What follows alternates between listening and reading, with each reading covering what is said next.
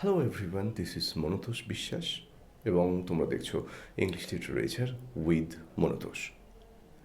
প্রথমেই এই ভিডিওটা করার আগে একটা কথা বলে দিই যে আমি এই চ্যানেলটিতে শুধুমাত্র কিন্তু স্কুলের ছাত্রছাত্রীদের জন্য নয়, অর্থাৎ শুধুমাত্র ক্লাস 1 থেকে ক্লাস 12-এর ভিডিওই বানাবো না। তার চেয়েও বড় কথা, আমি হায়ার স্টাডিজের জন্য অর্থাৎ ইউনিভার্সিটি লেভেল বা কলেজ লেভেলের স্টুডেন্টদের জন্য আমি কিন্তু ভিডিও বানাবো, এবং সেটাই আসলে আমার আসল উদ্দেশ্য এই চ্যানেলটি তৈরি করার। তো আজকে আমি খুব দরকারি গুরুত্বপূর্ণ একটি বিষয় নিয়ে আলোচনা করব, এবং এটা একটি সিরিজ আকারে প্রকাশিত হবে আমার চ্যানেলে, যার নাম রেটরিক, বা সহজ ইংরেজিতে বলতে গেলে ফিগার অফ স্পিচ। আমরা সবাই জানি যে রেটরিক বা ফিগার অফ স্পিচ হলো ভাষার অলংকার। ঠিক যেমনভাবে মহিলারা খুব সুন্দর সাজগোজ করেন, গলার হার, মাথায় টিকলি অথবা কানের দুল, নাকের দুল, হাতে বালা, এত সুন্দর সুন্দর তারা অলংকার ব্যবহার করেন কেন? যাতে তাদেরকে দেখতে সুন্দর লাগে।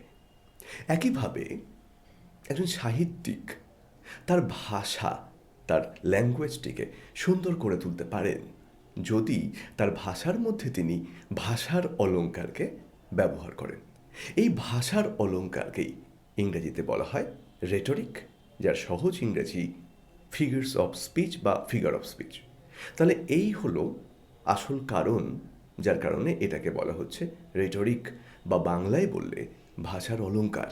কারণ এই ফিগার অফ স্পিচ বা রেটরিকগুলো ব্যবহার করা মানে সেই ভাষার সৌন্দর্য আরও বৃদ্ধি পায়। যেমন একটা গান আছে, ওগো কাজল নয়না হরিণী।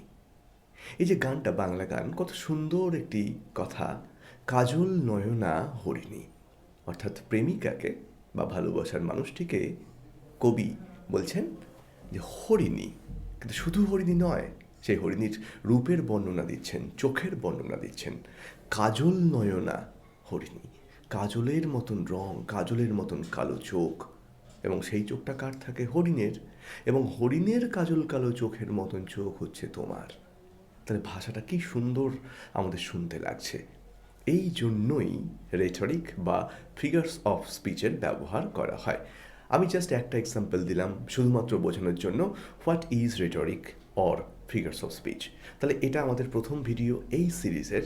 এর পরের ভিডিওতে আমরা চলে আসব দুটো খুব দরকারি রেটরিক বা ফিগার্স অফ স্পিচ নিয়ে। ততক্ষণের জন্য টাটা, বাই বাই।